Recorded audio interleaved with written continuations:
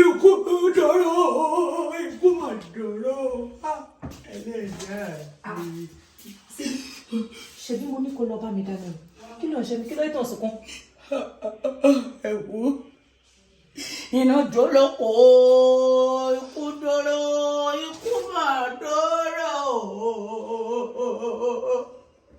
ìyá mi ni wọ́n pè mí pókó wọ́n ní ìyá mi ṣaláìsí bẹ́ẹ̀ ni wọ́n lọ ṣaláìsí kú Elizabeth kú Elizabeth ni wọ́n wá wọ́n ṣaláìsí ìyá mi. Queen Elizabeth. Queen Elizabeth. Queen Elizabeth. Jọ báwo lẹ ṣe tán kí ló pa ìwà àti Queen Elizabeth pọ̀. Bẹ́ẹ̀ ṣe wò mí orílẹ̀ ọlọ́dọ̀ ni mí yàzí. Ṣé ẹ̀rí Queen Elizabeth tẹ̀ wò?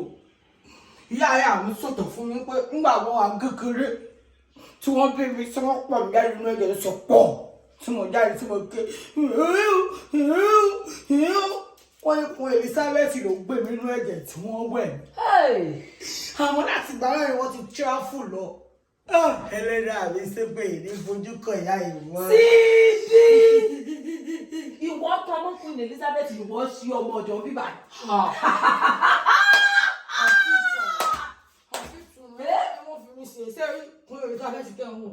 Ọmọ ọ̀dọ̀ ni wọ́n kọ́kọ́ sí láàárọ̀ ọjọ́ wọn. Bẹ́ẹ̀ ọmọ wọn ni mo ti ìyá mi sọ ọmọ ọ̀dọ̀ ó gbélé wọn lọ́wọ́ nígbà táwọn náà wá gbé wọn gbélé ya lọ́wọ́ ìyá mi náà wá gbélé lọ́ọ̀yà sí ọmọ ọ̀dọ̀ lọ́wọ́ tó kọ́.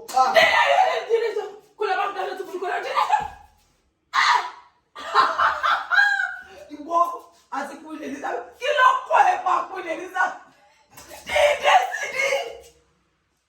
Wọ́n sẹ́yìn wá tán mọ́ wọn ni àníyá mi ni Queen Elizabeth.